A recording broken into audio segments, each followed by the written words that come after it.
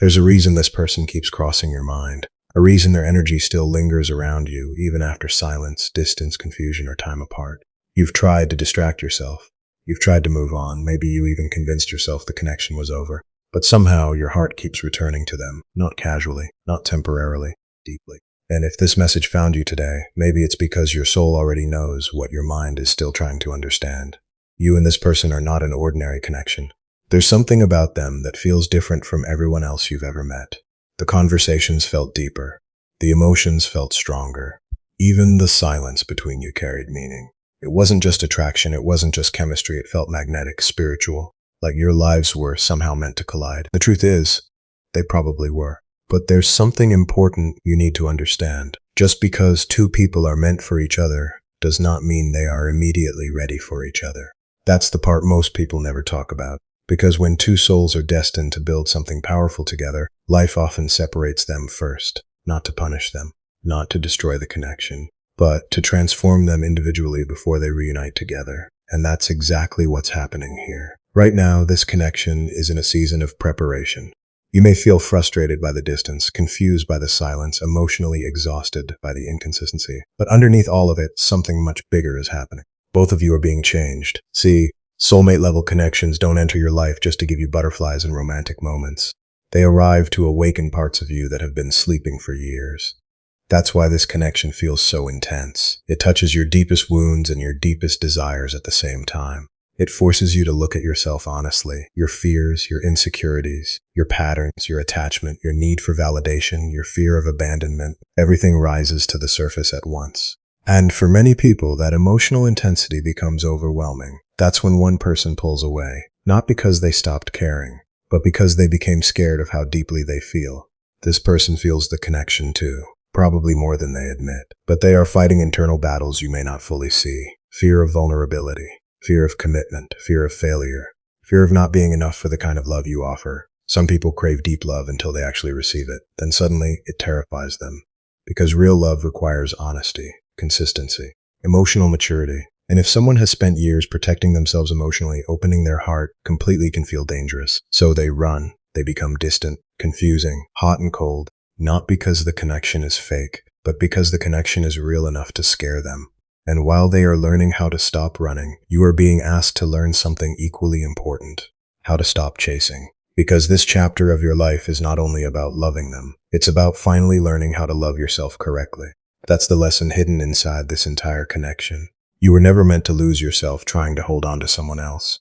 You were never meant to beg for clarity, affection, reassurance, or consistency. The version of you that eventually unites with this person is not the version that abandoned their own worth for love. It's the version that chose themselves first. And that changes everything. Because something powerful happens when you stop making another person the center of your emotional stability. You reclaim your energy. You stop shrinking yourself to fit inside someone else's fears. You stop accepting half-hearted effort. You stop confusing emotional inconsistency with destiny. And instead of obsessing over whether they'll come back, you begin focusing on becoming the strongest version of yourself. That's when the shift begins. Not only inside you, but inside the connection itself. Because soulmate connections mirror energy. The moment you begin healing, growing, and emotionally detaching from fear, the dynamic changes completely. Suddenly they feel your absence. Suddenly your silence becomes louder than your words ever were. Suddenly they begin realizing what your presence actually meant in their life. And this happens because real connections are energetic before they are physical. People can sense when your energy changes, especially someone deeply connected to you. That's why the universe is asking you something important right now. Can you trust the process without trying to control the outcome? Can you allow distance to teach instead of destroy you? Can you let go of desperation without letting go of hope? Because this stage is necessary. Painful, yes, but necessary. Right now, both of you are being refined individually. One person is learning self-worth. The other is learning emotional accountability. One is learning boundaries. The other is learning vulnerability. One is learning how to stop overgiving. The other is learning how to stop emotionally hiding. And until those lessons are learned, lasting union cannot happen properly. Because if two people reunite before healing, they often recreate the same pain that separated them in the first place. That's why timing matters. Love alone is not enough. Two people can deeply love each other and still hurt each other if they haven't healed their emotional patterns. And maybe that's why the universe creates distance first, to teach both souls what they could never learn while clinging to each other emotionally. Sometimes separation becomes the classroom, and growth becomes the assignment.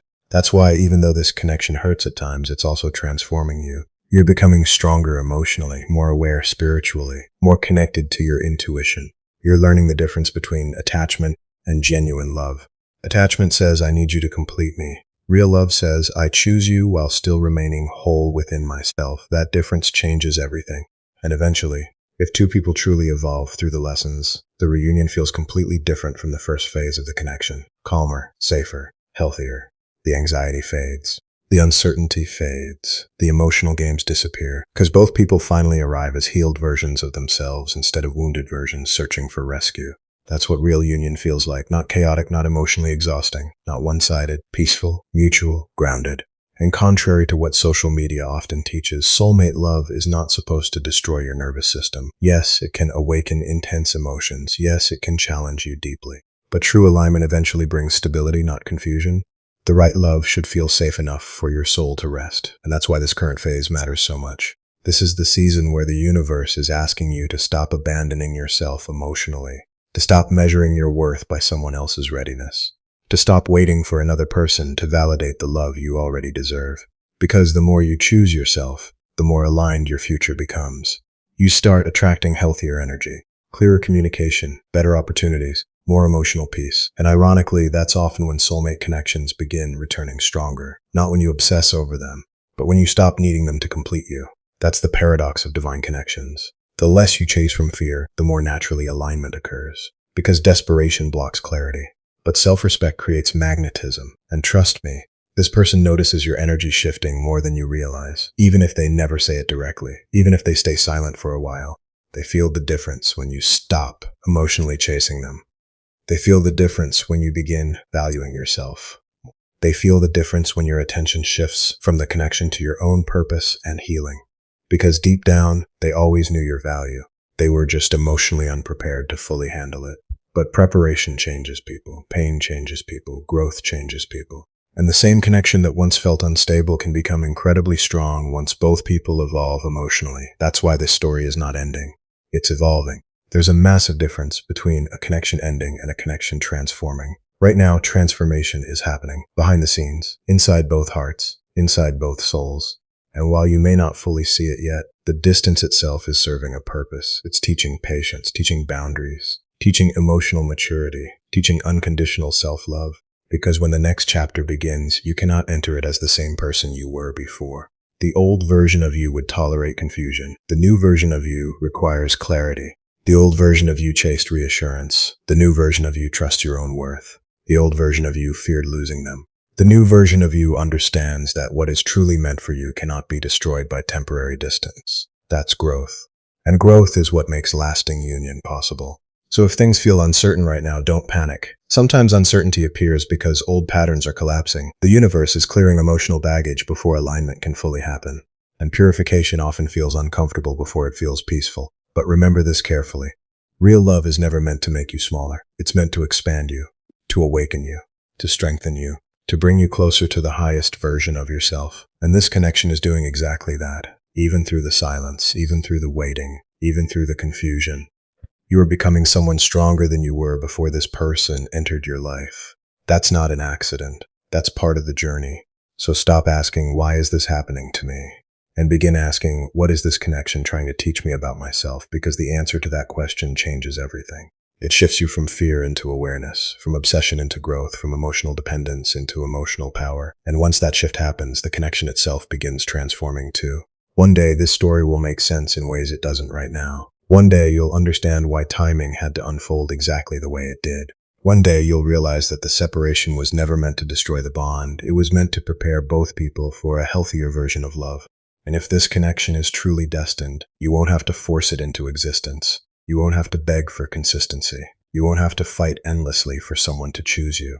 The reunion will happen naturally, calmly, mutually, at the right time. Because what is truly aligned with your soul does not require self-abandonment to keep it alive. So breathe, trust your growth, trust the lessons, trust the transformation happening inside you right now. Because you and this person may absolutely be meant for each other. But first, both of you must become the versions of yourselves capable of holding the kind of love this connection was always meant to become.